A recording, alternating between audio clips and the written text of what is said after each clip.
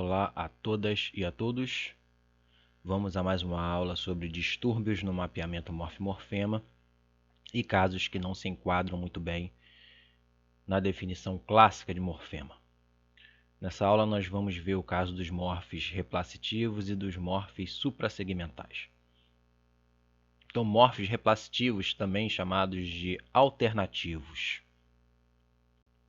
Esses casos representam um problema de fronteira, ou seja, um problema à morfologia discreta, aquela em que você consegue segmentar e saber exatamente onde começa um morfe e onde termina esse morfe. Você consegue exatamente saber onde começa e onde termina um determinado morfe.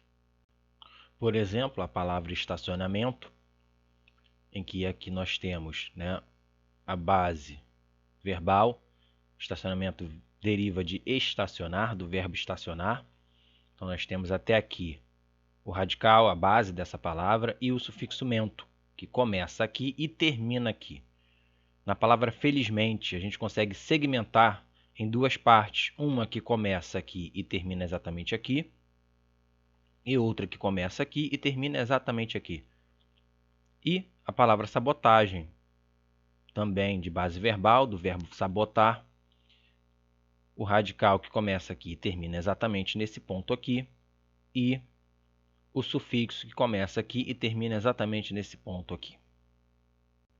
No caso do morfe replacitivo, o que marca uma oposição morfológica não é um segmento que se anexa à palavra, mas sim a alternância vocálica. Então tem a ver com a abertura, ou seja, uma distinção entre vogal aberta e vogal fechada, uma diferença entre médias abertas e médias fechadas, e, o. Esses casos podem ser morfêmicos, quando a alternância vocálica é a única marca que gera a oposição morfológica, ou submorfêmico, quando não é a única marca que gera a oposição morfológica. Ou seja, a alternância ela é uma marca secundária na oposição morfológica. Vamos olhar os dados e essas caracterizações vão ficar mais claras. Então, avô e avó. Já falei várias vezes, mas é sempre bom reforçar.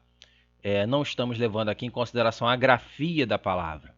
Então, avô, nós temos um som de O, uma vogal média alta, um O fechado, e em avó nós temos uma vogal média baixa, o O aberto, que são representados por esses símbolos aqui. Então, nesse exemplo, nós temos uma oposição que é entre a categoria gramatical masculino e feminino, ou seja, categoria gênero, avô masculino e avó feminino. Mas, ao contrário de menino, menina, lobo, loba e várias outras palavras em que eu tenho um morfe, uma marca formal explícita, indicando essa categoria feminino, gênero feminino, em avô e avó não há um segmento que se anexa a uma base. Nós temos, inclusive, palavras atemáticas, essas duas vogais são tônicas, elas não vão cair caso se anexe aqui algum sufixo. Por exemplo, vovozinho, essa vogal não cai. Vovozinha, a vogal não cai. Além disso, a oposição masculino e feminino é marcada na alternância vocálica entre um tipo de vogal, ou seja, uma vogal com uma determinada qualidade, com determinadas características, e uma outra vogal. Cabe destacar, cabe ressaltar que essas vogais elas estão relacionadas, elas são vogais médias, ambas são vogais médias. A diferença é que essa vogal é mais aberta e essa é mais fechada. Então, nós temos aqui uma diferença de abertura da vogal. E sendo a diferença na abertura, em vez de a anexação de uma forma, de um morfe, eu não tenho como segmentar. Eu não tenho como fazer um corte aqui, separando essas duas formas e dizer que aqui eu tenho a marca de feminino e aqui eu tenho a marca de masculino, ou o masculino aqui é 0 e esse O aberto é o feminino. Eu não tenho como fazer isso, porque não é esse segmento se anexando a essa palavra que marca feminino, como acontece aqui, em menina, em loba ou em mento, esse sufixo que se anexa a esse verbo, esse sufixo que se anexa a esse adjetivo, esse sufixo que se anexa a esse verbo, aqui nós temos uma diferença na qualidade da vogal, marcando essa oposição entre masculino e feminino. Isso significa que o corte não é permitido, então a gente não faz o corte. Essas palavras são monomorfêmicas do ponto de vista segmental. Bom, mas a gente só pode dizer que algo é morfêmico, né, morfológico, pode, né, receber uma classificação exclusiva dentro dos estudos morfológicos quando tem recorrência. Nós já vimos isso. Recorrência é fundamental, é condição sine qua non para análise morfológica. E será que essa relação entre o fechado e o conteúdo, o significado masculino, e o aberto, né, o significado feminino, isso é recorrente na língua? Então, nós temos na língua porco, porca, masculino o, feminino vogal aberta o, morto masculino, morta feminino, torto masculino, torta feminino, sogro masculino, sogra feminino, habilidoso masculino, habilidosa feminino, gorduroso, gordurosa, manhoso, manhosa, gostoso, gostosa e muitas outras, principalmente nessa coluna aqui, em que há um paradigma extensíssimo. Por quê? Porque todas as palavras com sufixo oso se enquadram nesse paradigma o masculino, o feminino. Então, acho que esses dados, né, são suficientes para mostrar que isso é recorrente na língua. E se é recorrente, isso merece, né, uma classificação, um status de categoria morfológica, de morfe. E, por isso, os teóricos deram o nome para esses casos de morfe replacitivo, né, ou alternativos. É quando há a alternância vocálica para marcar alguma categoria morfológica, uma oposição morfológica, nesse caso aqui, o masculino e o feminino. Agora, qual a diferença desse caso aqui para esses casos aqui? Aqui, a gente percebe que, além da abertura da vogal, nós temos o A, que marca esse feminino, né? Em porca, em morta, em torta, em sogra, em gordurosa, em habilidosa, o mesmo A que marca o feminino em loba e em menina. Então, a marca de feminino, de fato, a principal está aqui na anexação do A. Só que, para além dessa marca, há um reforço dessa noção de feminino na abertura da vogal. Então, isso é o que Matoso Câmara vai chamar de alternativos morfêmicos e alternativos submorfêmicos. O que significa ser morfêmico? Morfêmico é quando aquela alternância é a única forma de marcar uma oposição. Então, aqui no caso de avô e avó, a única forma de distinguir o masculino do feminino é pela alternância vocálica. É o O que indica masculino, o fechado, e o O que indica feminino. Aqui, nós não temos a alternância como a marca exclusiva de oposição masculino-feminino. A marca de oposição masculino e feminino, nesses casos, está na oposição entre 0 para masculino e A para feminino, assim como em menino, menina, lobo, loba e várias outras. Mas além dessa marca concatenativa, dessa marca segmental, desse morfe que se anexa a essas bases, nós temos também a abertura da vogal como uma forma de um reforço dessa noção de feminino. E por isso submorfêmico, porque o morfêmico, ou seja, a marca principal, a que de fato estabelece a oposição, se dá aqui na anexação do A. O morfe replacitivo, então, é um problema para a definição clássica de morfema, porque não se dá por aquilo que a gente chama, em teoria, de morfologia concatenativa. Então, o que seria morfologia concatenativa? Morfologia concatenativa é aquela que se dá pela anexação de um morfe discreto e segmentável. Então, isso aqui, ó, é morfologia concatenativa. Eu tenho aqui um elemento discreto e segmentável, eu posso cortar exatamente aqui e dizer que na borda esquerda eu tenho o radical dessa palavra e na borda direita eu tenho um sufixo. Aqui é exatamente a mesma coisa, aqui é a mesma coisa. Aqui, no feminino, eu posso segmentar aqui, fazer um corte discreto e dizer que na borda esquerda eu tenho o radical dessa palavra e na borda direita eu tenho o morfe de feminino. Em avô e avó, eu não tenho como fazer esse corte, essa segmentação. A morfologia não concatenativa, aqui, ó, vamos ler aqui, não se faz pela anexação de um morfe discreto e segmentável. Ah, se faz como? Aí depende do caso. Eu estou mostrando aqui um caso de morfologia não concatenativa, que é esse caso da alternância vocálica. Então, em todos esses casos aqui, ó, de porco, porca, morto, morta, habilidoso, habilidosa, em todos esses casos, nós temos a marca de feminino se dando por uma morfologia concatenativa, anexação do A, mas também se dando pela abertura da vogal. E, só para reforçar, a abertura da vogal nesses casos aqui é submorfêmica. Agora, voltando para cá, já vimos o caso de avô e avó e vários outros exemplos. Agora, esse caso aqui, ovo e ovos.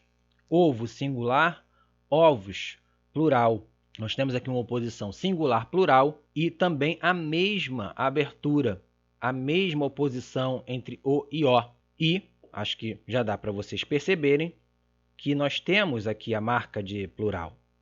O S de plural está aqui, mas para além dele, nós temos uma abertura, uma distinção, um reforço com a abertura da vogal. Então, reforço à marca morfológica externa. Nós temos uma marca externa aqui e uma marca interna, ou seja, dentro da própria palavra, marcando, reforçando esse significado de plural. E por isso, também submorfêmico. E aí vocês podem fazer aquela clássica pergunta, mas isso é igual ao outro caso? Existem outros dados? Isso é recorrente na língua? Vamos ver. Então, vou pegar aqui os mesmos dados. Porco singular, porcos, plural. Morto singular, mortos, plural. Torto singular, tortos, plural. Habilidoso singular, habilidosos, plural. Gorduroso singular, gordurosos, plural. E assim como no caso da oposição masculino e feminino, aqui todas as palavras com sufixo oso vão entrar nesse paradigma dessa relação entre o singular e o plural. E aqui sogro, sogros. Só que nesse caso aqui, a única diferença é que a abertura só se dá quando a noção é de casal, um sogro e uma sogra, se referindo ao casal, e não a dois sogros. Quando são dois homens, o plural é sogros. Mas quando se refere ao casal, o plural é sogros. Isso é um dado interessante para reforçar essa ideia de que esse O está vinculado ao feminino. Então a gente pode sistematizar, depois de toda essa explanação, e dizer que O está vinculado à noção de masculino e ou singular, tá? E ou. E O está vinculado à noção de feminino e ou plural. Então, essa é a relação, esse é o paradigma que a gente encontra na língua, no caso dos morfes alternativos, né? Morfes replacitivos nessa oposição o nos nomes. Né? Aqui, perceba que eu dei exemplo de nomes, né? Substantivos e adjetivos. Essa alternância o também pode estar na base da oposição entre nomes e verbos. Por exemplo, o almoço, eu almoço. Perceba que nesse caso aqui também é morfêmico. Não há nada de morfe, de segmental, que defina essa oposição entre nome e verbo. Porque aqui eu tenho uma vogal temática e aqui eu tenho uma marca de número pessoa. Mas não há, segmentalmente falando, uma marca que defina que isso aqui é um nome e isso aqui é um verbo. Essa oposição está sendo marcada pela abertura da vogal. E a oposição nome-verbo via morfe replacitivo é muito produtiva no português. E gera um paradigma, né, bastante extenso. Então, tem recorrência. E nesse caso aqui, além da oposição o e o, entra também a oposição e.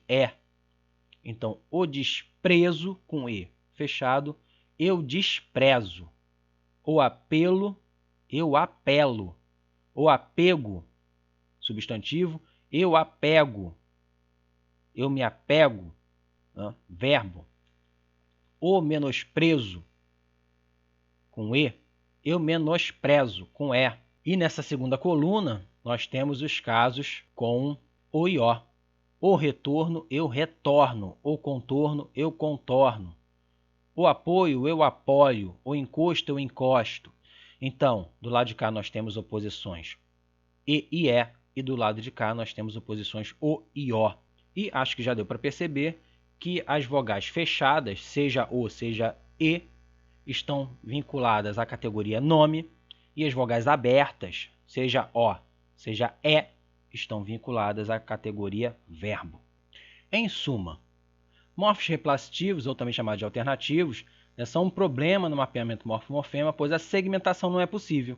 Assim como nós não podemos cortar aqui, né, para oposição entre masculino e feminino, ou cortar aqui no meio dessa palavra e dizer que esse o está ligado à noção de masculino e esse o está ligado à noção de feminino, né, nós não podemos cortar também aqui, no caso de desprezo e desprezo, por exemplo, aqui, né, eu não tenho como cortar aqui, separar, isolar esses sons. É isso que a gente tem que entender. A gente não pode isolar esses sons e dizer que esse som aí está sendo responsável pela categoria nome, fazer esse corte, né? Porque se eu faço esse corte aqui, o que é desprezo? Né? E o que é isso aqui? O que é essa parte aqui? E o que é essa parte aqui? Né? Porque se a gente for analisar bem, qual é o radical dessa palavra? O radical é até aqui. Então, nós temos uma alternância que está dentro da palavra, internamente à palavra. Então, isso não nos autoriza esse corte. Numa morfologia concatenativa, isso é um problema para a morfologia concatenativa. Nós não podemos fazer esse corte. Aqui a gente pode. Aqui é o radical da palavra, aqui seria uma vogal temática, aqui o radical da palavra, aqui seria a marca de primeira pessoa, né, do presente, eu desprezo, mas aqui a gente não tem como isolar, né, do ponto de vista segmental, esse som, essa alternância aqui, que marca indiscutivelmente a oposição nome-verbo, já que o paradigma é extenso, né, como mostram aqui os dados. O próximo caso que nós vamos ver é o do morfe suprassegmental, que é semelhante ao replacitivo no sentido de não poder segmentar. Né? Nesse sentido ele é semelhante, porque a gente também não vai poder fazer um corte ali, isolando a marca morfêmica. E o que é o morfo suprassegmental? É uma variação na prosódia. É uma oposição morfológica que se dá pela diferença de acento, de tonicidade. Lembrando, não estou me referindo a acento gráfico, é a tonicidade, é onde cai a sílaba tônica, é uma distinção entre sílabas tônicas e sílabas átonas. Vamos olhar aqui esses dados. Fábrica, fabrica, análise, analise, rótulo, rotulo, cronômetro, cronometro. Percebam que na linha de cima eu tenho nomes e na linha de baixo eu tenho verbos. Percebam também que do ponto de vista segmental, essas palavras são idênticas. Elas são idênticas, elas são compostas pelos mesmos sons. Então aqui, ó, som de F, som de A, som de B, o som de R-TEP, som de I, som de K, né, o K, som de, no caso oclusiva, velar surda, som de A. E aqui nós temos exatamente os mesmos sons, os mesmos segmentos fonéticos em todas elas. Qual é a diferença, então? A diferença é que o acento aqui está caindo na primeira sílaba e aqui está caindo na segunda sílaba. Ou, para ser mais preciso, o acento aqui na primeira linha está caindo na antepenúltima sílaba e na segunda linha na penúltima sílaba. Então nós temos uma diferença entre proparoxítonas e paroxítonas. E, como está bem visível aqui pela organização dos dados, a gente consegue ver que a categoria nome está relacionada à pauta proparoxítona e a categoria verbo está relacionada à pauta paroxítona. Então, comparando aqui esses dados com desprezo e desprezo, em ambos os casos nós temos uma oposição nome-verbo. Só que aqui a oposição nome-verbo se dá pela alternância vocálica, desprezo, desprezo, o gelo, eu gelo, o emprego, eu emprego. Aqui a diferença entre nome e verbo se dá pela acentuação, pela pauta acentual, pela prosódia, por uma oposição entre a disposição na cadeia sintagmática das sílabas tônicas e átonas, né? Onde está caindo a tônica e onde estão as átonas nesses casos aí. Então aqui nós temos uma oposição entre proparoxítonas e paroxítonas, reforçando proparoxítonas sempre nomes, paroxítonas sempre verbos. E, sendo uma distinção no plano suprassegmental, a distinção estando no plano suprassegmental, nós temos aqui um problema da impossibilidade da segmentação. Porque onde é que eu corto aqui? Eu não posso cortar aqui, fazer esse corte aqui, e dizer que essa sílaba aqui marca, né, a categoria nome, e isolar aqui e dizer que essa sílaba aqui do meio é que marca a categoria verbo. E aí o que sobra? O que seria então esse K? O que seria então esse Fá? O que seria brica?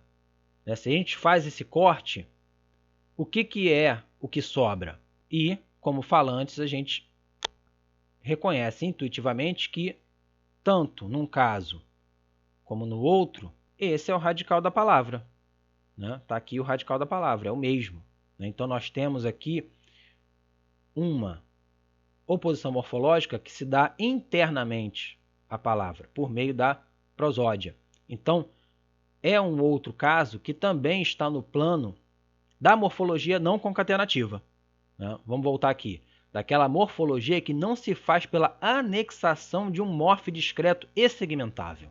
O morfe suprassegmental também pode gerar oposição nas categorias morfológicas, na flexão, numa diferença de tempo e modo, na categoria, ou seja, na categoria modo-tempo. Então, por exemplo, a diferença entre pretérito mais que perfeito e futuro do presente, no caso da terceira pessoa, se dá apenas pela oposição entre paroxítona e oxítona. Cantara, cantará. Do ponto de vista segmental, essas palavras são idênticas. Mas no mais que perfeito nós temos cantara, paroxítona. E no futuro do presente nós temos cantará, uma oxítona. Se dá também na terceira pessoa do plural, na distinção, na oposição entre a terceira pessoa do plural do pretérito perfeito e a terceira pessoa do plural do futuro do presente. Cantaram, cantarão. E aí vocês podem, talvez muito influenciados pela questão da escrita, da ortografia, dizer que essa não é a única diferença. Mas sim, essa é a única diferença. Aqui, embora se escreva com AM, nós temos um ditongo nasal assim como aqui. Quando a gente transcreve foneticamente essas palavras, a gente vê que elas são idênticas. E até se a gente prestar atenção na maneira como nós pronunciamos mesmo, Então aqui, cantaram, cantaram, cantaram, cantaram, cantarão, cantarão. Nós temos uma oposição apenas entre paroxítona e oxítona. O paroxítono, pretérito perfeito, e o oxítono, futuro do presente. Percebam, façam, cantaram, façam pretérito perfeito, cantaram. E percebam que essa última sílaba é ão, tem um ditongo nasal aí. Só que esse ditongo nasal é átono, porque a tônica está aqui no tá, cantar. e aqui o ditongo nasal é tônico. Então, isso aqui é uma oxítona, no caso do futuro do presente. Não à toa, as pessoas erram isso na ortografia.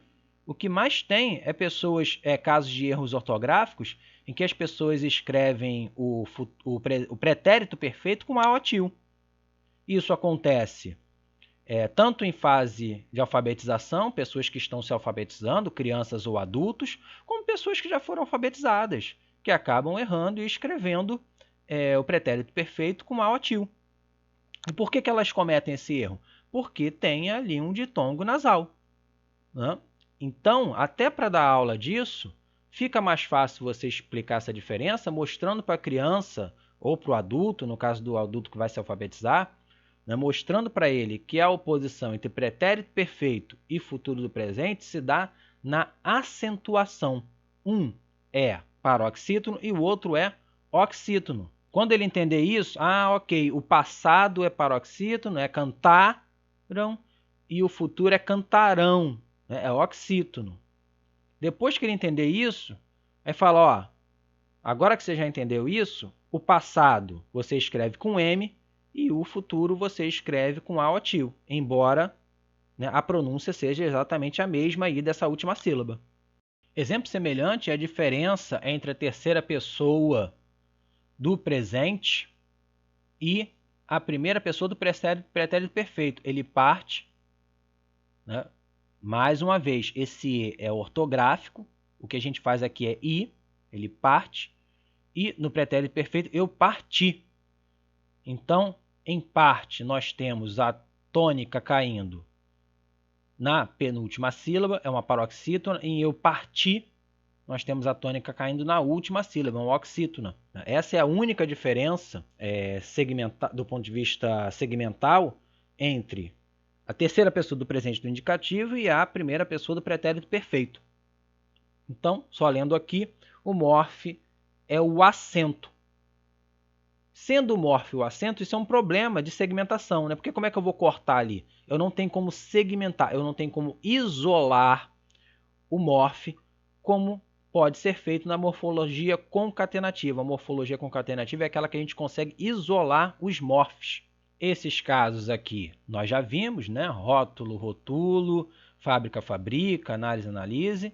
Então, né, já finalizando essa aula, na aula de hoje nós vimos o caso dos morfes replacitivos, alternâncias vocálicas, né, entre o e o, e é, e suprassegmental, em que a oposição morfológica se dá pela acentuação, onde cai a sílaba tônica, ou seja, na distribuição entre tônicas e átonas na palavra.